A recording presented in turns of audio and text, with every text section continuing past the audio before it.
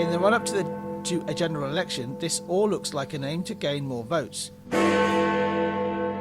the appreciation is genetic, then can the ability to so easily remove ourselves, lose awareness of, and not connect with the natural world be genetic too? This is the People's Countryside Environmental Debate Podcast with me, Stuart The Wildman Mabbutt, and him, William Mankelow. Thanks very much for being with us. And we don't talk about the countryside as much as maybe you'd expect, because you, the listeners, send in questions for us to talk about, but we always try and bring it back to the environment in some way. Today we've got returning listeners sending in questions. Alan and Vandener again. The last episode they sent in the questions, and exactly the same two have sent in questions today, but completely different questions. It's like deja vu, isn't it? It is. So keep listening, and you'll find out what the questions are.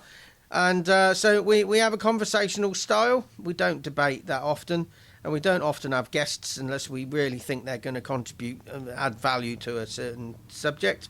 We keep the big issues in your consciousness, and we try and break them down into bite-sized chunks and try and come up with actions to address what we discuss. We're just like you, we're two guys just trying to find a way forward. We don't see the listeners' questions before we press record, so we come into it cold. But something I'd just like to promote, and we said about it last time, we got a new talk lined up in Wroughton, Wiltshire, Wildlife in Everyday Gardens.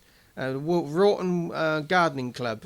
Having done a number of those talks now, what sticks out in your mind about them?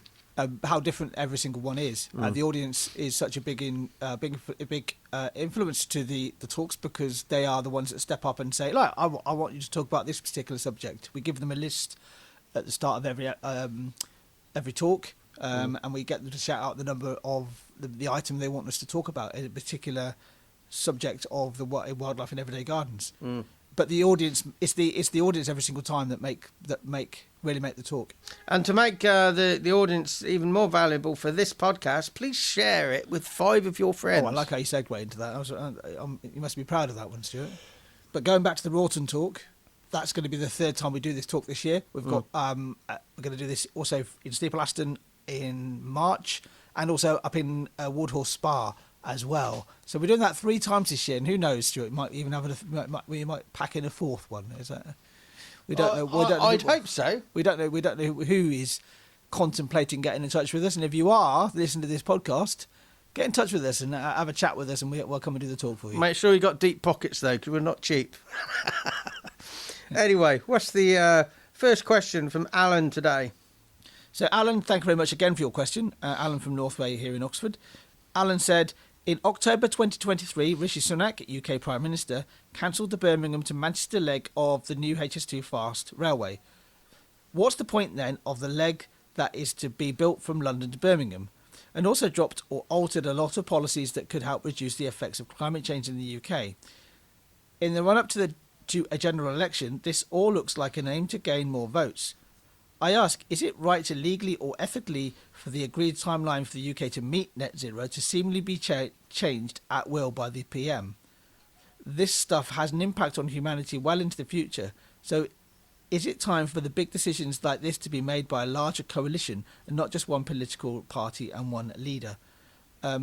There's lots to unpack in that question there. Do you want to have a go? Yeah, just starting off from this bit here where right at the start, in October 2023, Rishi Sunak, the UK Prime Minister, cancelled the Birmingham to Manchester leg of HS2. What's the point then of the leg that is to be built from London to Birmingham? I heard somebody make an argument about this, that in a way these extra legs were always going to be cancelled, because the thing with these big projects like this, big public projects like this, they become too expensive, and nobody really sees the benefit of them. It happened in France, where when the high-speed lines were originally built. The original plan was to build it from the centre of Paris to right down to the south, and only part of it got built. It didn't actually make its way all the way into to the centre of London. Sorry, to the centre of Paris. But what happened was that they became so popular that it became almost impossible to not extend it into Paris and extend the high-speed line, the high-speed network further. I think HS2, the biggest problem we have with HS2 is just how badly it's been managed and how badly it's been financed. Though I'm not an expert in that, exactly how it's been financed, but I think it can be the start of something bigger.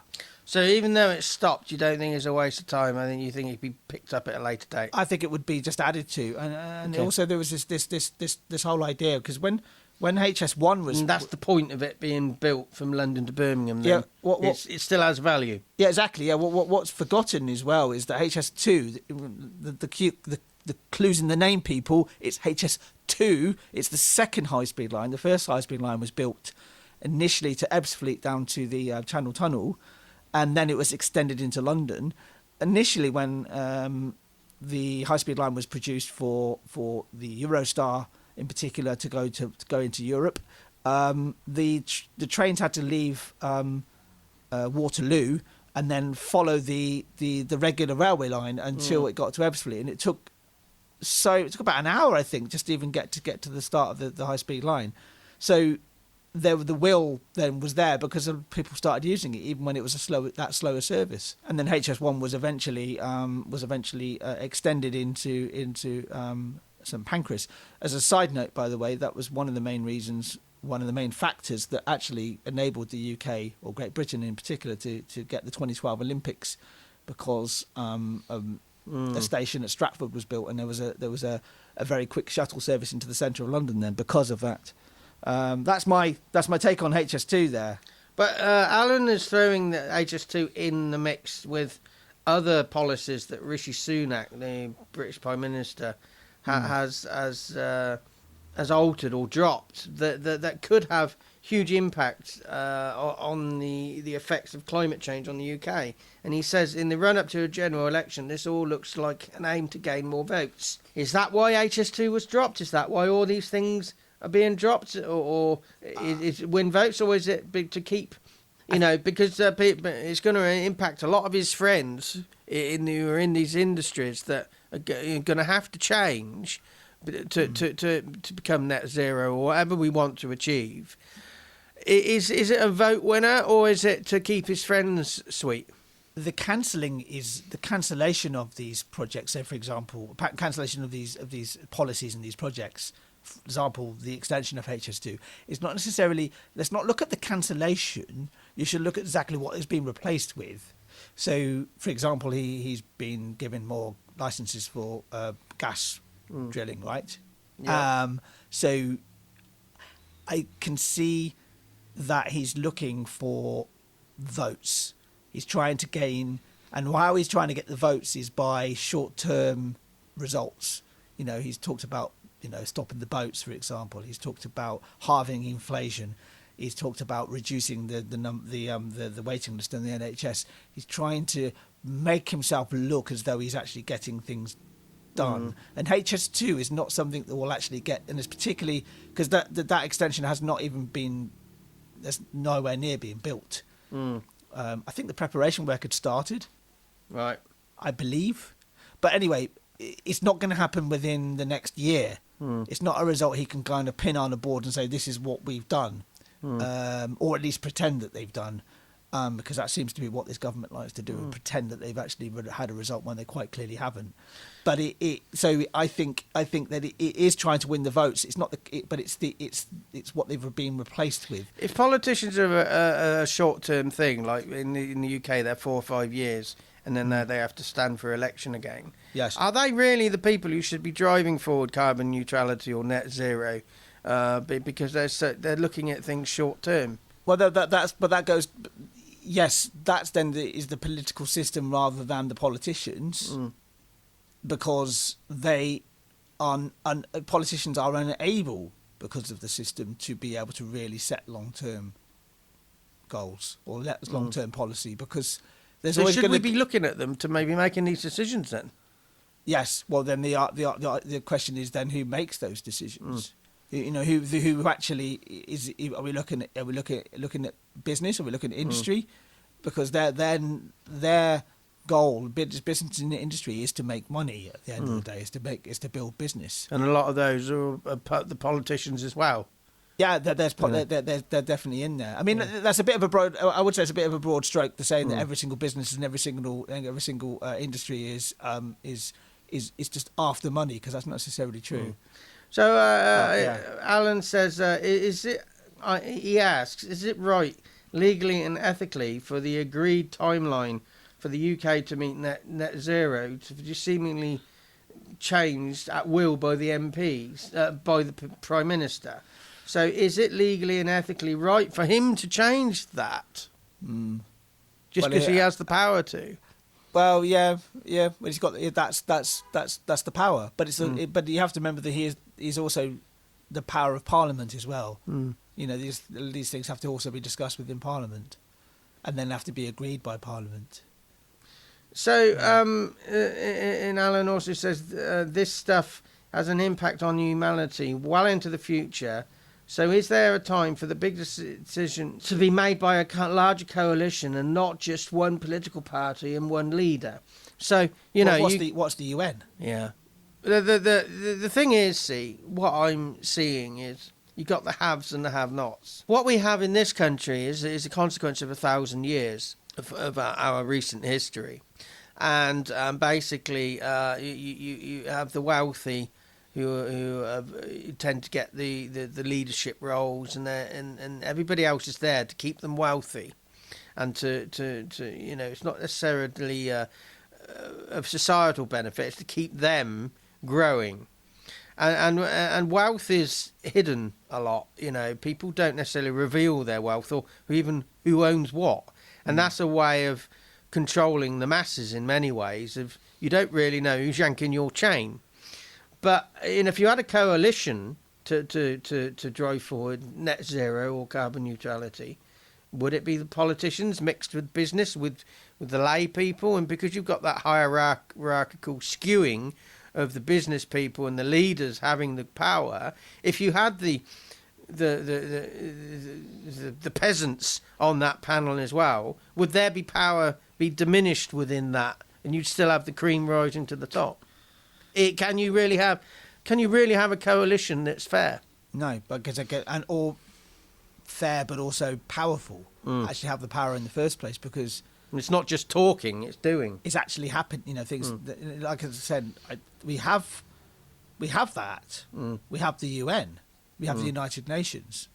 Isn't that that's what the United Nations Charter is? Yeah. Is to bring us together, and maybe. But aren't they run by the people with the power, with the vested interests? Is the UN made up of peasants, common people? Yeah, but if you just throwing it in there, I'm not saying I believe in what I'm saying. I'm just. If you give somebody power, then that's always going to change somebody, isn't it? Yeah. Regardless of who they are. Quick question: do you know the difference between carbon neutrality and net zero? I've never thought about it. I was reading an article the other day, and I have to say, I'm guilty of not necessarily having thought about it much myself. Carbon neutrality is, from my understanding, and I'm probably wrong on this, you consume as much carbon as you produce. Yes, okay? that would be my understanding. Whereas net zero, you are reducing the amount of carbon that is ultimately in the atmosphere on the planet. So you absorb a lot more than you produce. Yes. So you can, so those two things, those two ideas can sit quite nicely side by side, can't they? So you can go for carbon neutrality of they said there's the whole idea of carbon off. I imagine carbon neutrality is the same as carbon offset. Yeah, pretty much. That you say you fly somewhere. Maintaining the status quo. Yeah, whatever you want. Whatever you want. Rocking all over the world. That you can actually, if you fly, you can actually offset your carbon footprint, or that carbon that with I don't know, with maybe planting trees, which I don't agree with. But it's like you can offset it basically. Yeah. Can't you? Yeah, I mean, an action I'd say with this is maybe look into carbon neutrality and net zero, and do they both need to exist? Should one exist? Should they be merged? And are they pulling in different directions? Just look into it and just make your own conclusion. Just take your understanding of the subject a little bit further. You got an action? No. Okay. So before we move on to the next question, we wanted to let you guys know about our Patreon page. For as little as a cup of coffee a month, you gain access to loads of exclusive content. We keep changing what we provide.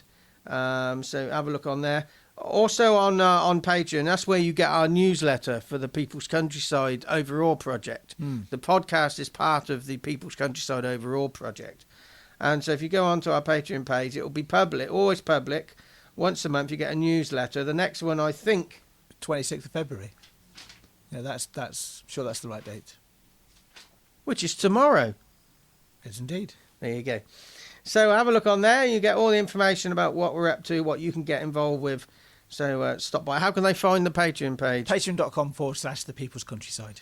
Okay, so now we got Vandana from India. She sent in another question. So welcome back. Yes, welcome back again, Vandana. And you've sent us a run of questions in. It's really good to hear from you again. So Vandana, this is her question. It's said the human species has 250,000 years of genetics running through its veins. Our universal appreciation for the beauty of the natural world comes from those genetics as we came from caves and the land. If the appreciation is genetic, then can the ability to so easily remove ourselves, lose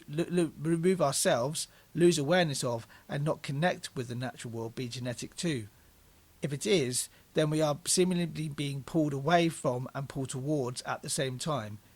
Is it in our genetics to get the balance right? I have no idea, Vandana. Human progress has seen us progress from being people who live, animals who live in nature, who live outside, outdoors. We started living in caves, and then we started to build our own homes, and then we started to grow crops, in form societies, and form cities and form towns, and for our own safety. The reason why we have a locked front door and windows, and it's all about keeping the outside world out, because we still believe in some ways that it's scary and frightening, even though it's actually probably not as scary and frightening as we actually imagine it is. I mean, she says here 250,000 years of genetics running through our veins. I know some people would disagree with that, and some people would disagree that we are evolved from other species. But genetics play a massive part, but so does the environment. This is when you study psychology, you realise there's a lot of genetics and there's a lot of environment, but there's where the line is. Who knows? The universal appreciation. This is really interesting. The universal appreciation of beauty of the natural world comes from those genetics, as we came from caves and the land. I'm not sure a universal appreciation of beauty comes from genetics, but our universal connection, whatever that means to the individual, our universal involvement is genetic. Yes. Appreciation, I'm not sure. You might be predisposed to appreciate or be aware. I think genetics are involved with our awareness, but appreciation, I think there's a lot of environmental drivers that can influence for or against appreciation. I'm not sure appreciation is as genetic as... And the natural appreciation of the natural world, it goes, I mean, there's two parts to this statement, this question that Vandana sent into us. The whole idea of if the appreciation is genetic, that the ability to so easily remove ourselves, lose awareness of, and not connect with the natural world, can that be genetic too? Well, I don't know. I think it goes back to this whole idea of self-preservation. I feel as a species that we haven't really had to really confront any. Well, there's been challenges within our history. I'm thinking of the mass pandemics that we've had in the past and that nearly killed us off. and certainly definitely parts of the world were almost killed off. A very large part of the population was killed off, but there have we've never had real extremes like extreme weathers, like really extreme weather. I'm talking about here, real proper 100 or 300 years of particular bad weather where we can't sustain ourselves. But I think we definitely have this sort of. I think our genetics is like with any other animal, that it's all about the survival of the species. Because if you think about like this, the appreciation, the beauty of natural world comes from inside us. You can feel it when you go outside. It feels natural to be outside and in nature, and green especially. But then there's the other side of it, also saying that we want to remove ourselves from it, and that comes in the sense of like keeping our places clean and tidy. And controlled. Nature is out there. It's not here. It's not in this room. It's out. It's got to stay outside. That's what we end up having concepts like vermin, for example. Well, I'm reading one of many books. There's a book down there. It's written in about 1882. It's about tunnels and places that animals live in. Okay. It's their habitat, but it doesn't talk about the human species. Their habitat and the place they live is their homes. It's no different to a rabbit warren. It's still nature. Yes. But it says here, and in Vandener's question, if the appreciation is genetic on that assumption, then can the ability to so easily remove ourselves and lose awareness of and not connect with the natural world be genetic too? Again, I think genetics can give you a predisposition to lose your way and distract ourselves and confuse ourselves. But I don't think genetics... Well, there are some patterns of my thought. My thinking process, I could maybe link genetically to certain ancestors. But also being around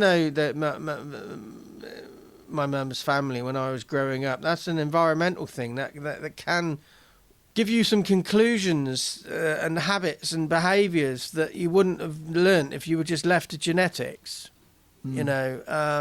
It's... You're talking about a mixture then? Yeah. I don't think the ability to just remove ourselves from the environment is any more or less genetically motivated than our appreciation of the natural world is, because there's a whole mixture of stuff going on here, and we will never fully understand that. Yeah, I mean, if you grow up in a say you grow up in a city with no greenery, you're in an urban environment, and you're not exposed to any countryside or no greenery. Would that inherent appreciation of the beauty of nature still be there?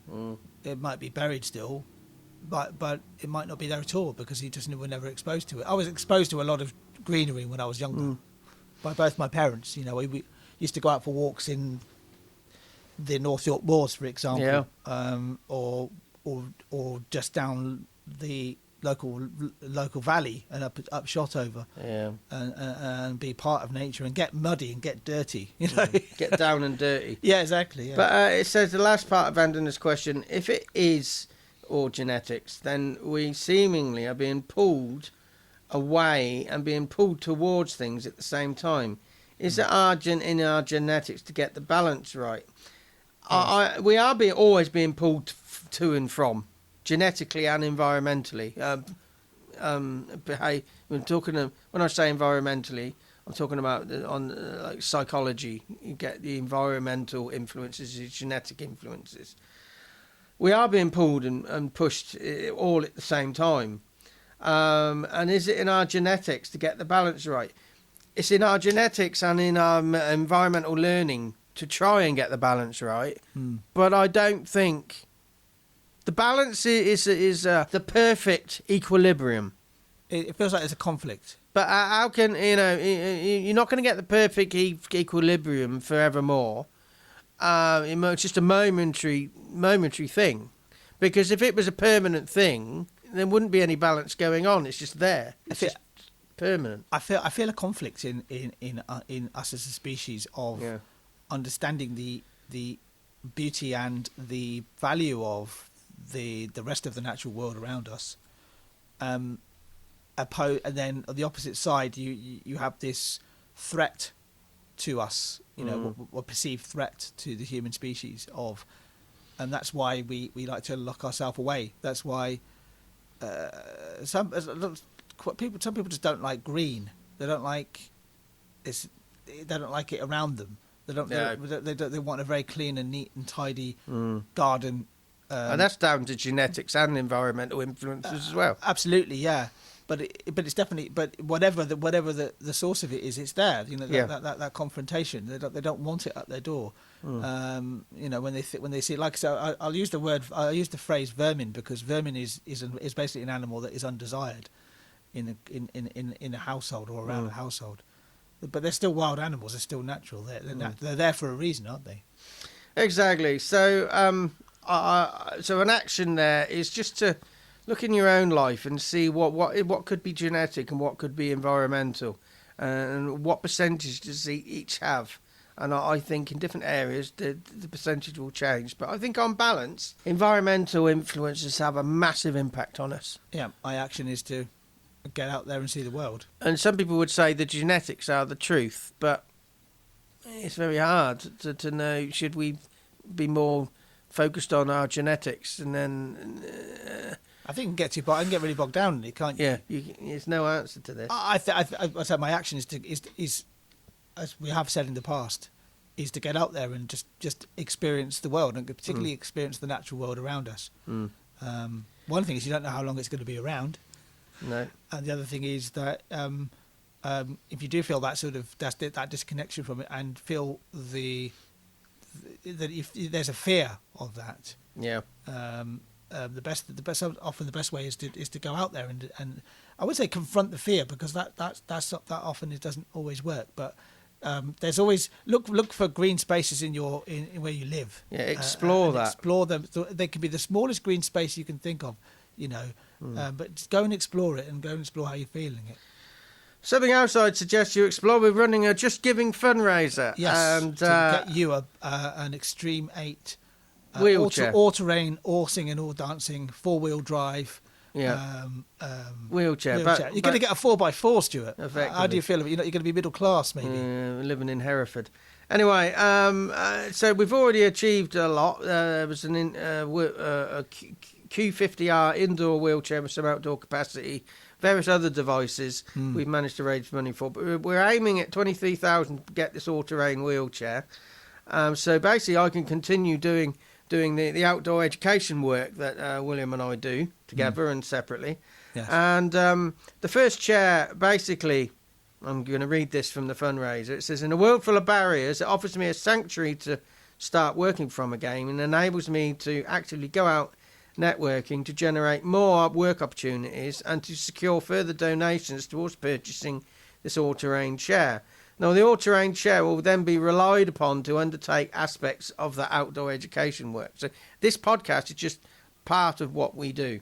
Now, the fundraiser is, if you go online, justgiving.com/crowdfunding/Wildman on Wheels, you can have a look at that. And please do put in a little, throw some money in the pot. And you'd be surprised at how momentum builds and away we go.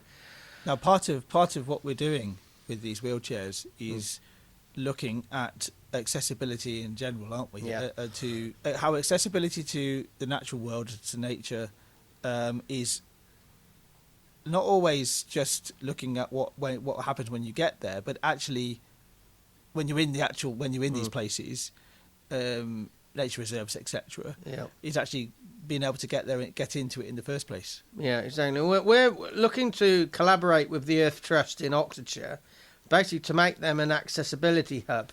Yes. Basically showcasing that it doesn't have to cost the earth to make nature accessible. small changes can make a big difference, and we need to help everybody get out into nature. Now, somebody said, oh, because they saw me in a wheelchair, they thought I was paralysed. That's an assumption. There's an assumption about how people with accessibility issues getting out into the countryside. It's not just mobility. It can be cognitive. It can be sight. It can be hearing. You know, there's all sorts of different... And well, what do people need to be able to get out into the countryside? Ask us. The path of this wheelchair. That's just a phrase that's just popped into my head. So the current one, the Q50R, it's definitely, you know, we've been out several times together with you using it, Stuart. And the one thing I have is really made me aware of is just, you know, just the challenges for that wheelchair and challenges it presents you. I'm having to relearn Oxford because when I'm sat in the chair going around the streets, I'm looking from the streets from a much lower perspective because I'm sat in the chair, and I'm seeing contours that people don't notice. You just don't notice. Yeah, you can just walk over on a daily basis. But the Extreme 8 wheelchair will also have that impact. It is beyond the impact will be beyond you because we're looking at, like I said, looking at this whole idea of disability access to places and what are the barriers and how can we get past those barriers, and not just for somebody like yourself who needs access to a wheelchair, but as you say, everybody, the whole spectrum of disability, really. Yeah, so this fundraiser isn't about making my life easier. I mean, it's about making me able to keep doing what we do and provide the service we do, getting people out into nature. Yeah, and pushing it as well, and pushing the idea of that it needs to be accessible to anybody, everybody, all the time.